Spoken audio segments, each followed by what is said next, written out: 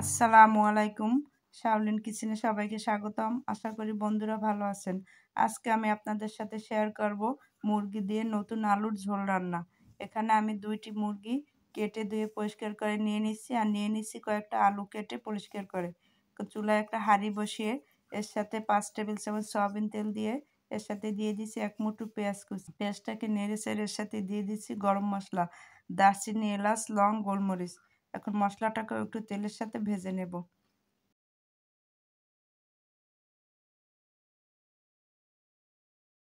এখন এর সাথে আমি দিয়ে দেব 2 টেবিল চামচ পেঁয়াজ পেস্ট, 1 চা চামচ রসুন পেস্ট, 1 চা চামচ আদা পেস্ট। এখন তেল মশলা একটু ভালোভাবে কষিয়ে নেব। এখন আরও দিয়ে দেব স্বাদ মতো লবণ। এর সাথে এখন দিয়ে দেব 2 চা চামচ হলুদ গুঁড়ো, 2 চা চামচ মরিচ গুঁড়ো, 2 চা চামচ জিরে গুঁড়ো। এখন তেল মশলা একটু নেড়ে চেড়ে মিক্সড করে নেব। এখন সামান্য পানি দিয়ে মশলাটাকে একটু ভালোভাবে কষিয়ে দেব। মশলার উপরে যতক্ষণ পর্যন্ত তেল উঠে না আসবে ততক্ষণ পর্যন্ত মশলাটাকে কষিয়ে নেব। এখন আমি এখানে যে 2টি মুরগি কেটে রেখেছি, মুরগি 2টো দিয়ে ঢাকনা দিয়ে ঢেকে কিছু সময় রান্না করার পর ঢাকনা খুলে নেড়ে চেড়ে কষিয়ে নেব। এখন আমি এখানে আলু কেটে রেখেছিলাম, সেই আলুটাকেও দিয়ে দিচ্ছি।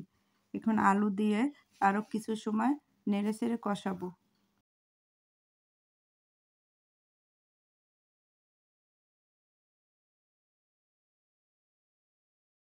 মুরগি এবং আলু কষানো শেষ।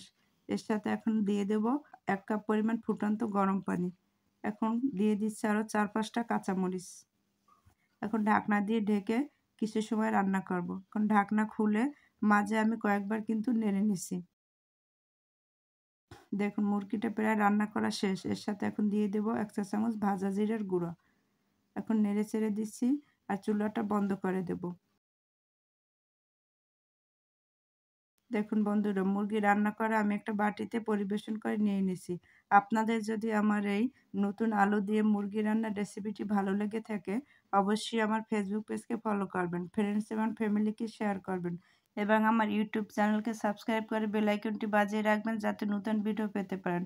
আর আমি যে প্রসেসে মুরগি রান্না করলাম, এই প্রসেসে মুরগি রান্না করে খেয়ে আপনারা আমার কমেন্ট সেকশনে জানাবেন।